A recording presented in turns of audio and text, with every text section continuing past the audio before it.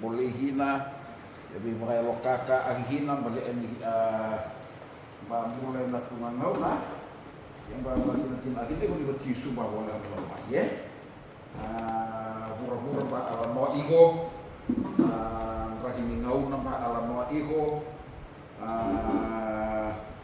mulai ba ala no igo ba tin akhirnya ko di tisu ba wala normal ya na tunga sana ko ira lube ni kalu ira bagarau iko nama ani uni kalu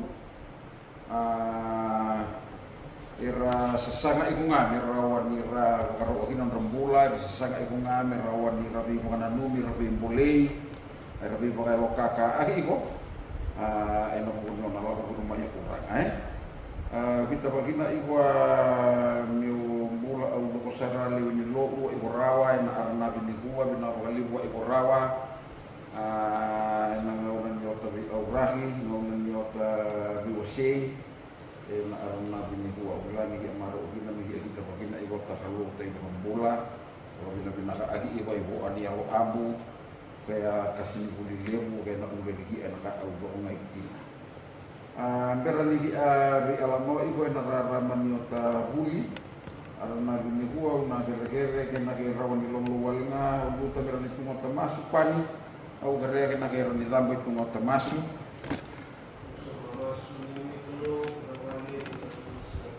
amen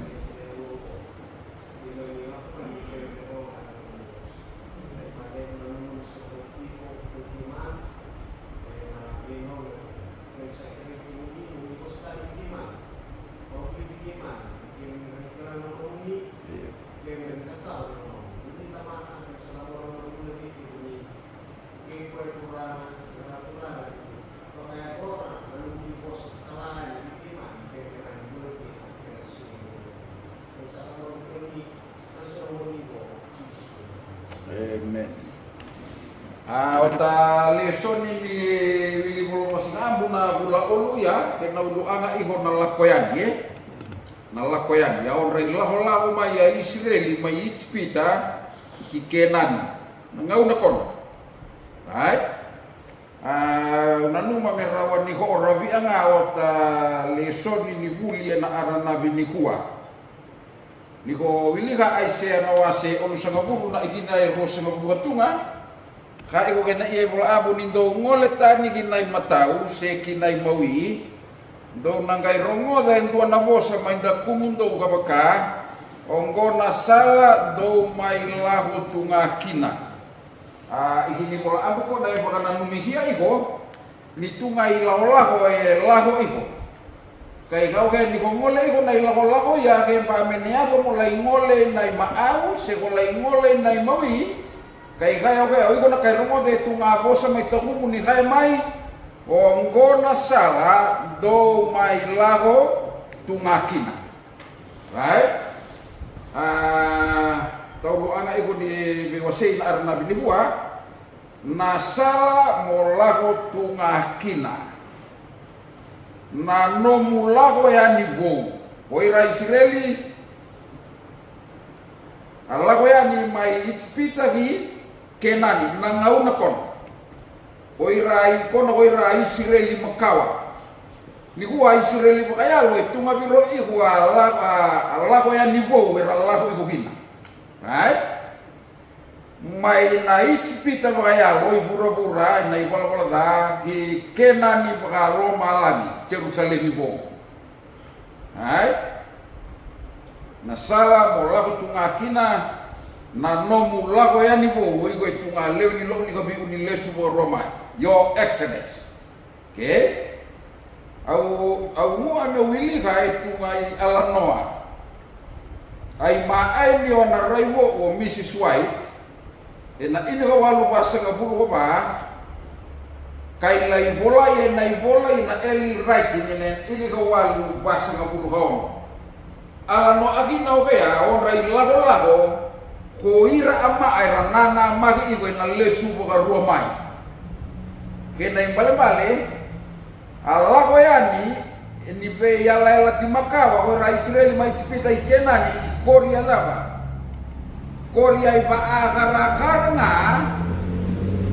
ninondra lago yani koira amani kalau hina icipita pakayalo pura-pura ni wala hina kena ni pakalo malangi Jerusalem ko right rongoto iya ay alano aniona raibo o Mrs. White ini ko walu masa kapul ko bai wala ya na eli writing raw ni beba ini ko ba ini kalim au ba baka biya hina merawani di rawa ta rawani di koma awa buki meurai na non rai lago koira era nama kana lesu bukarua mai kau senga ni kuneira kawa bukaroti meurai tale hira ke balai eke aurai den duana salan dondon wangingo sara kabiri toka ena madha wa ke bura-bura ena loma ni salango hoira era nama gati na lesu bukarua mai ena nonra ilago kina korba tambu ena mua ni sala kandua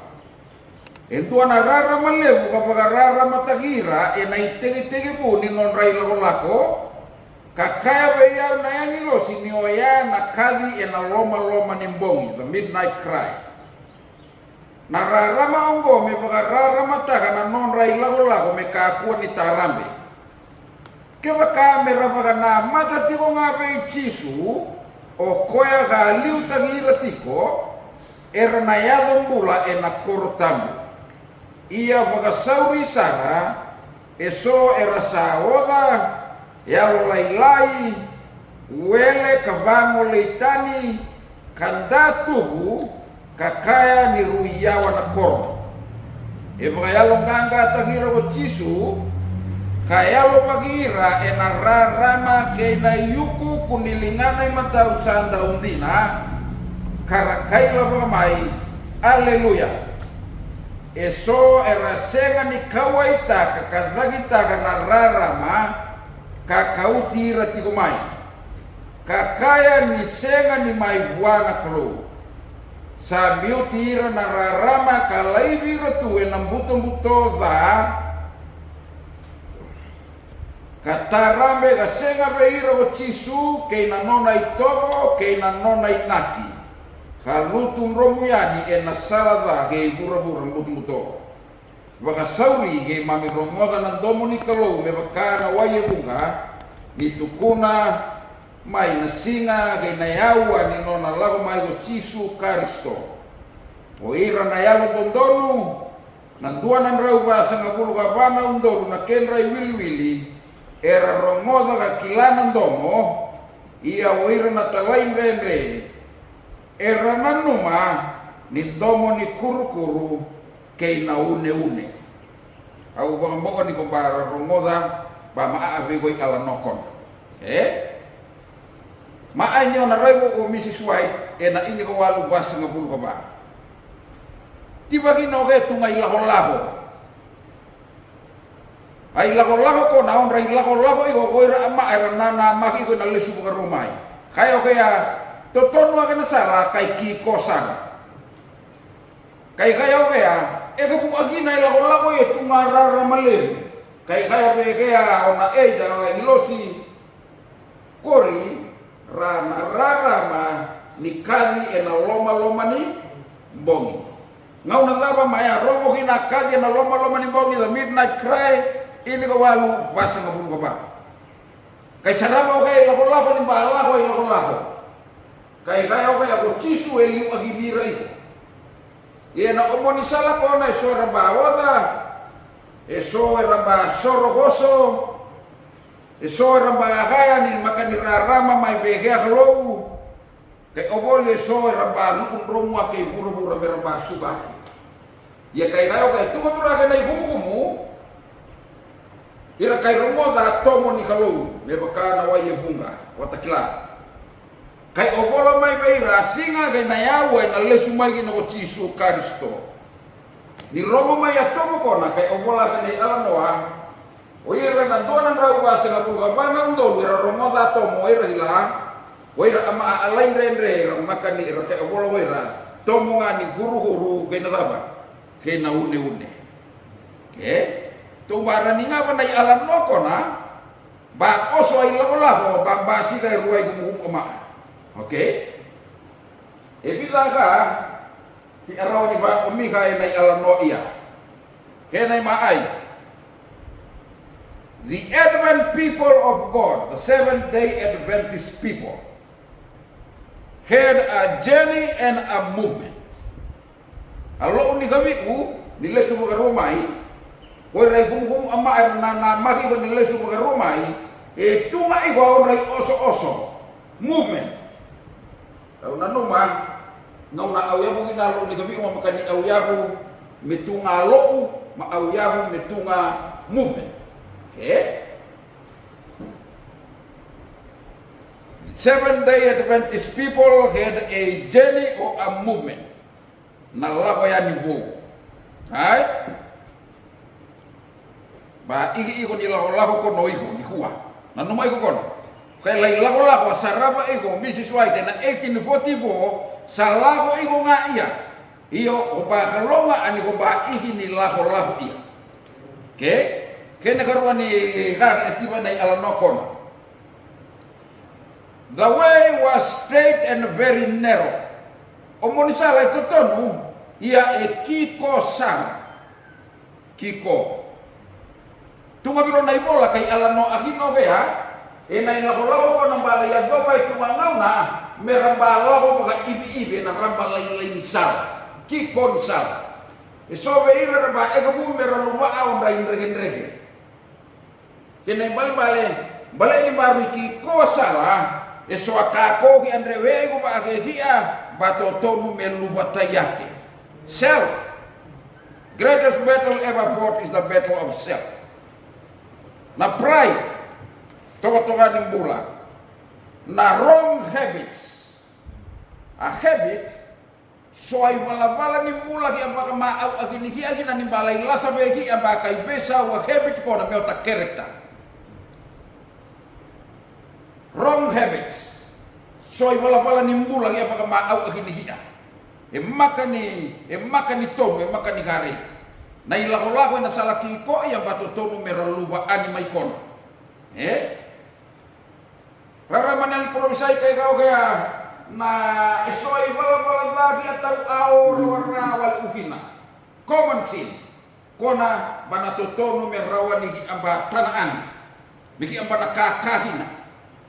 Tunga bira kay omolo kay nadaling sin soy wala wa ita kan biya o tambula ndre me hiatan bale ani baru kiko sala eswa kako ki andre we ay gombana to tomu miraluma ani mirawani yago be hi ameki al beki a rawani lahu en amoni salai hai rongo da kay omolo kay napadi ini kan liwar rosa ngabulu ka rawa-rawa hina kameli meduruma ma'anidula enre hina tunga ama abu unia umebodaba meduru ina ma'ani uni kalau balik adaba.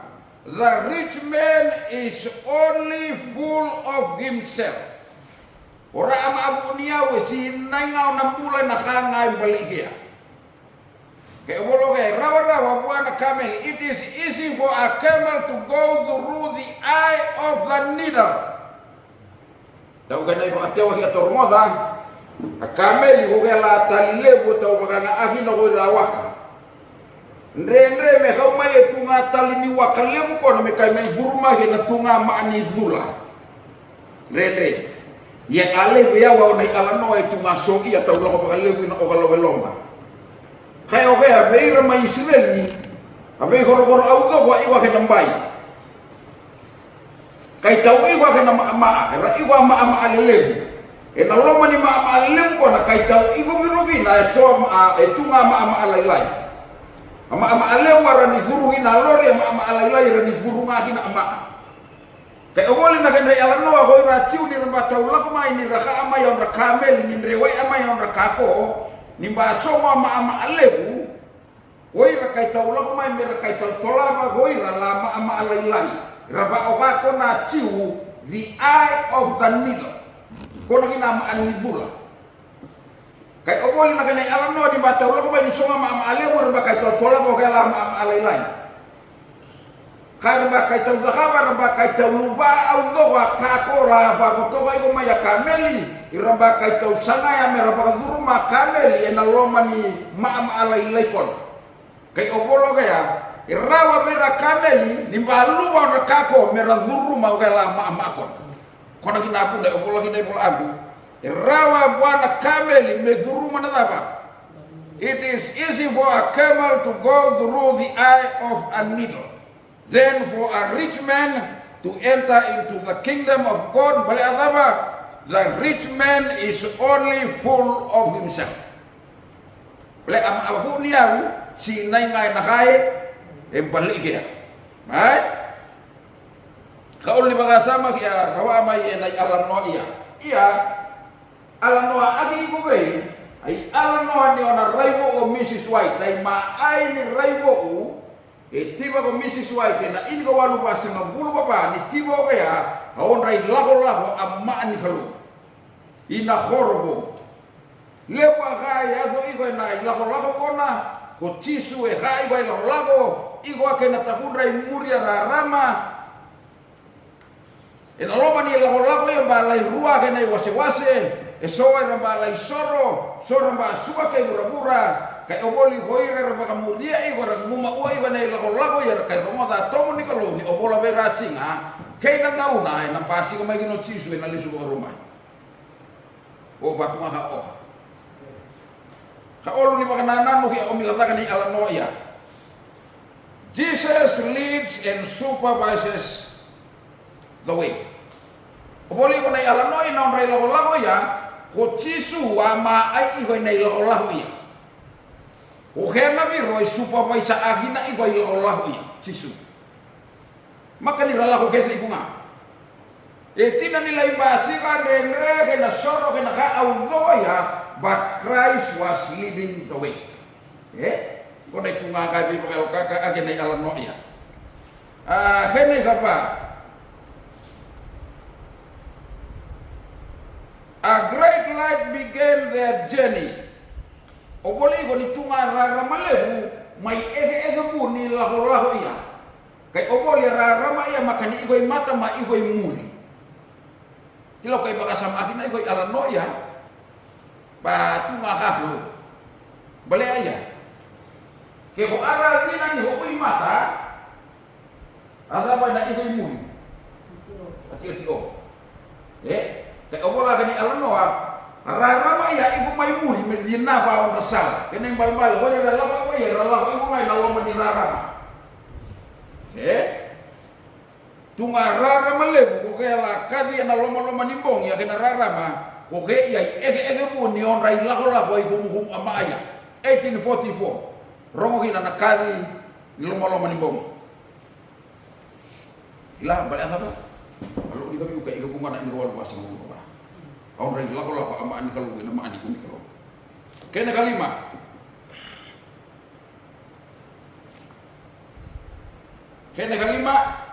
Kayak obol ya rama ya, maka nidina idage, maka nidina iloma. Di ko baka biliga kani alanoa, obol ini ibu mai muri medina baya banda. Kene bale-bale orang lago ibu ya. Apa ko ngai ko ginarara mai mu ginai para bala ini lagu ko ngarara ko na kamuge wa kaya pa rara ma inai pa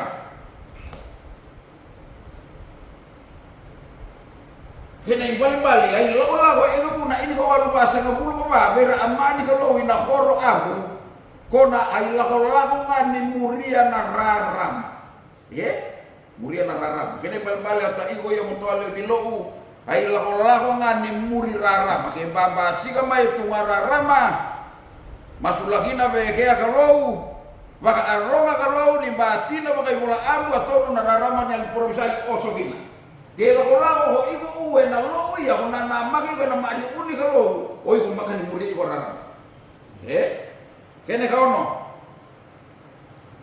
obole ko na kene alnoa na ilago ya ni rege bua kena rarama kay obole kani alano akhoro na yasani na tai ni sala kandua akhoro khorbo na mua ni sala muri irabai ngaba iwa khorbo kene balbale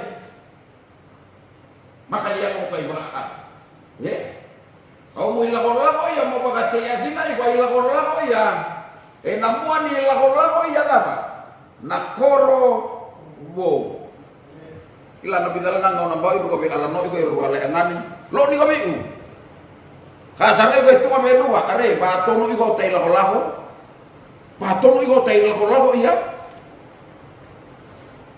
kila ke sama aro iko lomamu batono iko ilako ya pakati agina ay lako ya boleh ko na lako na ehebuni lako ya na sala totono kay kiko ya na muan ni sala kedua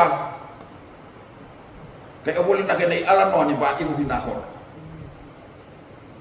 awa aro may tumatur ni lo baba ti agina igo ni ko na mae ko na ro ambula ta mundo kay kay na kay madala ba tungay mama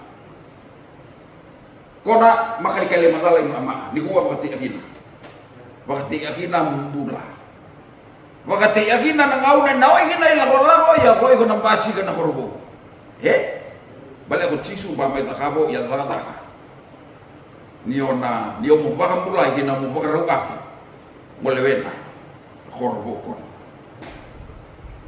kami uni baka sama ren na ilako balik ni daw kiko ren na ilako basi ka na oda na yalo laylay natangi na maboa nararawa na mosi na yaluma nambiu kay na tutaundua basi ka rere nanda tubu na sukay muri yerongoda iya ko chisu ke liutakan na ilako bo daw be baka yalong kakataki be tambe dake be labeti kay kayo kay na ipiriu na wasi ini ko olu na ikine lima I will not leave you or forsake. Tahu maka bukan italigo sek muili rabi. Tina ni rendre lago basika rendre basika rawa basika angi ya maboa nambiu kay oboli ko na kay alanoa yet Christ was leading the way. Kay tawbi mo kay kaka angi kay tawbi labi balea kau kay na nabosa niya la na senga di laibi ko se beauty ko ay kawalo di ba kasama kay omi katakan na alano iya na ilago-lago iya balea ni bani kiko asala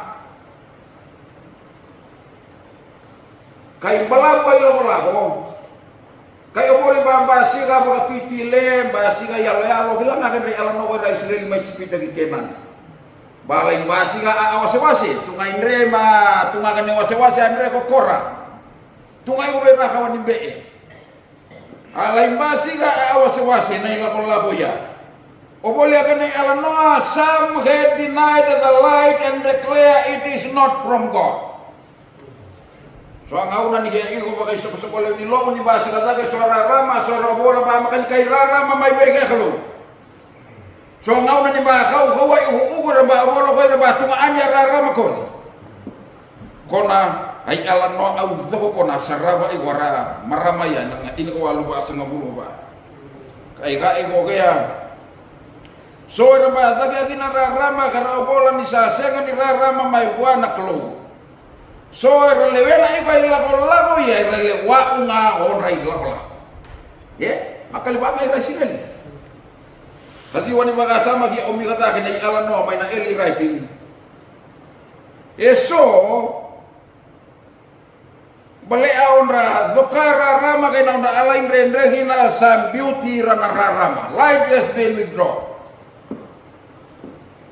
Patanira rama era balu unromwa kay ginagura-gura raba suka kay muri ka ini ba kanana no umi kata kina na bola-bola kina na raibo ko maramataw bola but some continue to be part of the 144,000 hoy raiso haraboso aga nguma uwa ikonga meramuria iwa ilago-lago ya balani ko chisu wali o kina ko ilago-lago ya kay oboli na kay alanoa era rongoda tomo ni galo me bakana tomo ni wayebunga ni obola beira na singa kay na yawa ni nona lesu ba Roma ina Kristo eli writing alano akina kon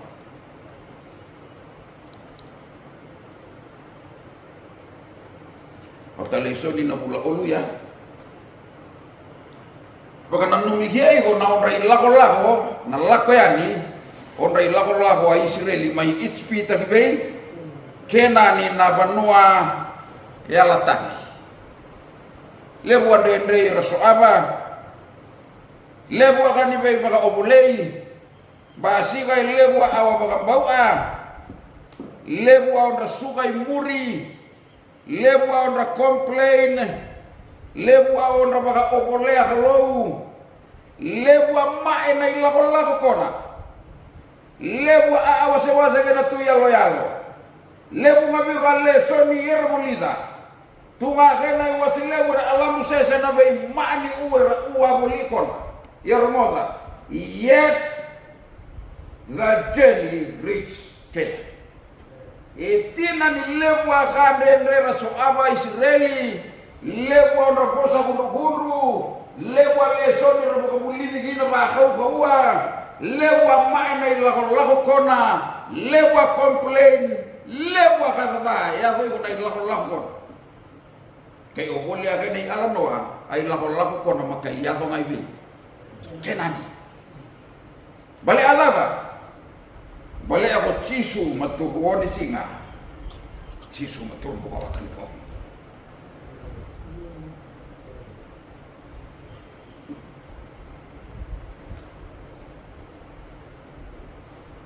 yawe bangro sangabo na independent ministry ang basukaba au doko maya be ministry lalai ra ibi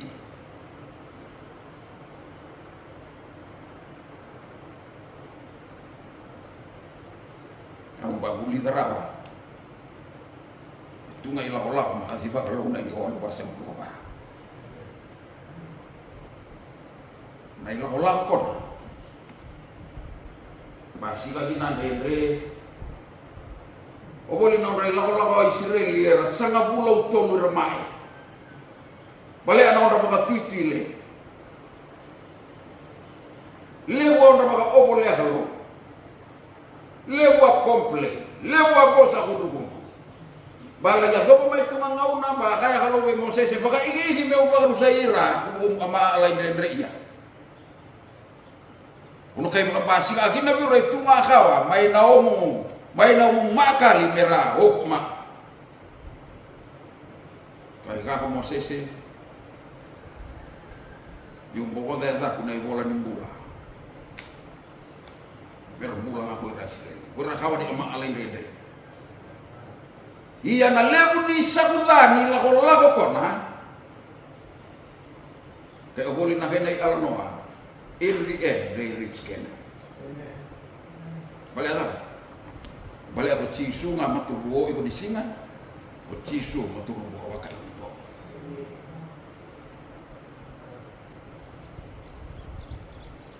Ni ko wili ka tiko may nalikuto na wasi ko sa ngabulu kaon mo ikine. Yaon sa ngabulu alima. Yan tiko may nalikuto ro sa ngabulu kaon mo na ihina yaon sa ngabulu kalima. Kaya udah iya bulan. Ni sakaya ena bukunda ko chopa, era na mate mga indina ena banua liwa. Asa senga ni bo endua na tamata beira. Ko kele pinga na lubei chifune kei Joshua na lubei nuni. O bole iko na ilako ni ondra lako kumaya Israel mai pita di Kenani. Kai bonga ru ama amai nakawa ni ama ua kana tai mai spita. Ne kai ave Kenani, o Joshua ko kele. Era kai mai bako iya lako i Kenani hoi rakawa ni ama abo. Hoi ra Israel ni makawa ra baba kawa mbo agi ake bale aun ra awa baka mbo agi non ra alai rende. Ke o bolai ko begi ai ala no iya. Na loma iko ngadi lako ko na baya ko iko kinabisa.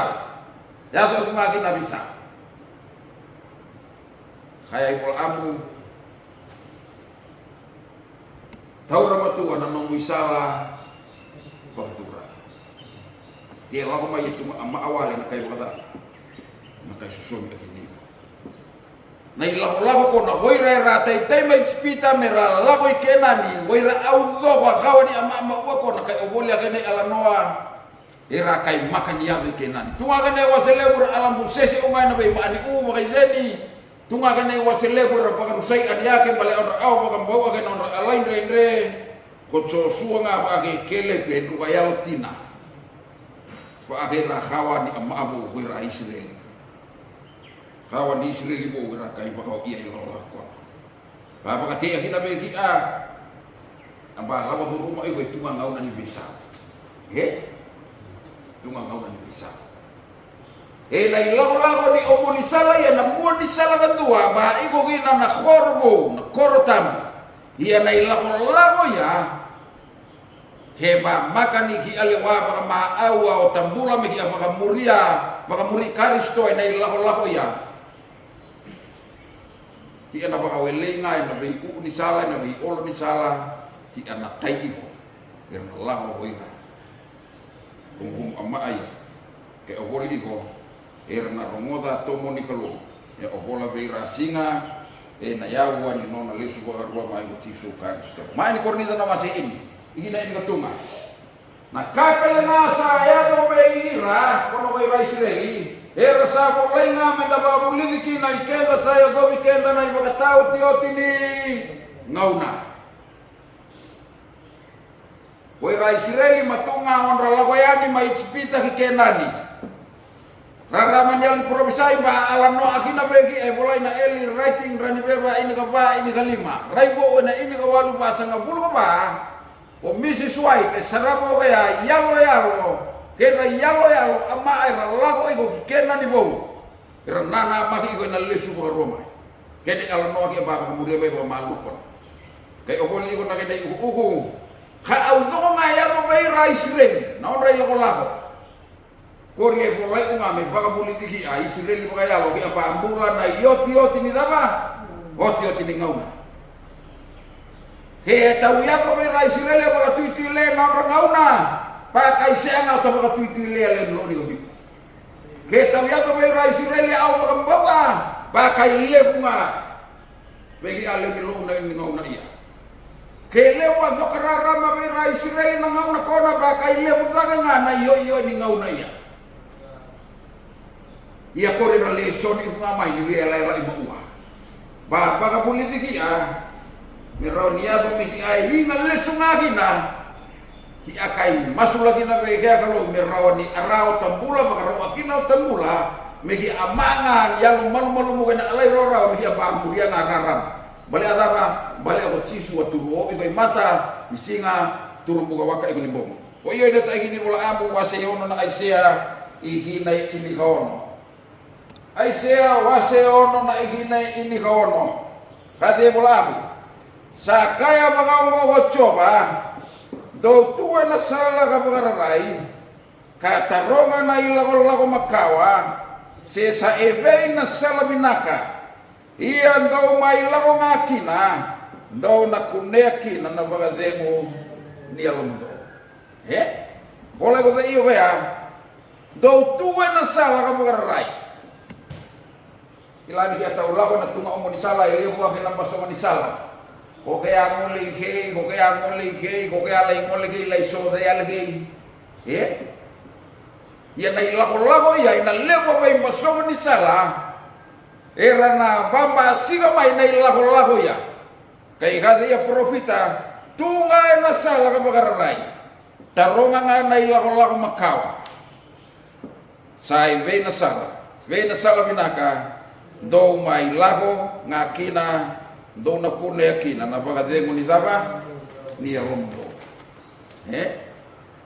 awa wiliga yo begia Aisea olu sanga bulu na igine ro sanga butunga kai kau kaya ni do ngola tani ginai matau se ginai mawi do na kai ro ngode do na bo sama nda kumundo ka baka ongona sala do mai lago tungakina na ilago ni baba rawe na mani uni kalau na nana maki na lesu wa Roma Eucharisto ke lebu be ko moni sala ran bamba siga na ilago ya ka iko au bai go sia ke mene ngoli nei maau se ngoli nei mawi kai kade iyo ke ko na kai rongo dai tu abo sa mai muri ongonga na sal do mai la tu ngake au baba kan lui na puge ia urang ai na uku ni leso ni leha beimbole iko kina salawai wararaman yo talesone na bula ulu ya onre laho Israeli mai itspita ki kenani samolo aginga iko kina onre laho amma ni kalo ena bura ni wala dai kina kenani bayal